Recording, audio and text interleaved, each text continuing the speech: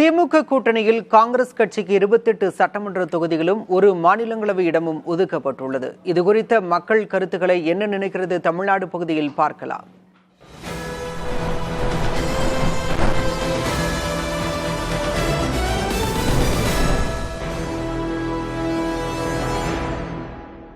காங்கிரஸ் கேட்ட தொகுதிகளை திமுக கொடுத்து காங்கிரசிடம் சரணடைந்துள்ளது.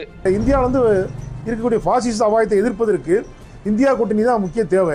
அந்த இந்தியா கூட்டணியுடைய முக்கியமான பங்காளர் திராவிட முன்னேற்ற கழகம் தான். இதோட இருப்பதுதான் காங்கிரஸுக்கு மிகப்பெரிய பலம். திமுகவுக்கு தோல்வி பயம் வந்துருச்சு.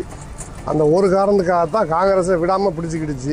28 சட்டமன்ற தொகுதியில் காங்கிரஸ் ஜெயிக்குமா அப்படிங்கிறது கேள்விக்குறி தான். அதை அவங்க பரிசீலனை பண்ணி கொடுத்துருக்கலாம். பழைய மாதிரி 25க்குள்ள கொடுத்துருந்தா நல்லா இருந்திருக்கும். காங்கிரஸ் இல்லாம திமுக கிடையாது, திமுக இல்லாம காங்கிரஸ் கிடையாது. இருந்தாலும் விஜயை வச்சு யூஸ் பண்ணி இந்த சீட்டுங்களை வாங்கிட்டாங்கன்னு சொல்லலாம். 25 கொடுக்க மாட்டேன்னு இருந்தாங்க.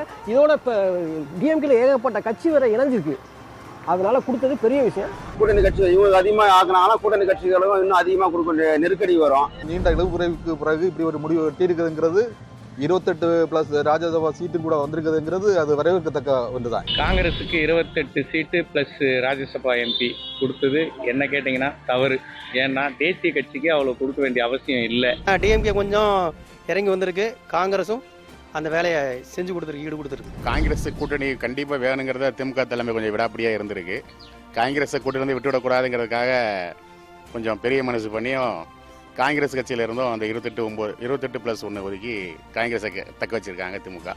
செல்வப்பர் தொகையை மாநில அதிகாரத்தோட நல்ல ஒரு பெரும் முயற்சியில விடாப்பிடியால் அவர் வெற்றி கண்டிருக்கிறார். மதசார்பற்ற முற்போக்கு கூட்டணி காங்கிரஸ் நம்மளுடைய இருக்குன்னு சொல்லி முதல்வர் இதில் முழு மூச்சில் ஈடுபட்டு இந்த கூட்டணியை நிலைநிறுத்தியிருக்காங்க. தமிழ்நாடு முதலமைச்சர் ஸ்டாலின் ரொம்ப சாதுரியமாக சாணக்கியத்தனமாக செயல்பட்டு இன்றைக்கி அந்த கூட்டணியை காங்கிரஸ் கூட்டணியை விடாமல் அதை தக்க வச்சிருக்கிறது உண்மையிலே அவருடைய பொறுமையும் அவருடைய சாதுரியத்தையும் உண்மையிலே பாராட்டத்தான் வேணும். உடஞ்சு போகணும்னு நினச்ச கூட்டணியை இப்போ சரி செஞ்சதுன்னா பார்த்தீங்கன்னா நம்ம முன்னாள் மத்திய நிதியமைச்சர் பாசம் அவங்க தான். மிக பழமையான கட்சிங்க ரெண்டு பேரும்.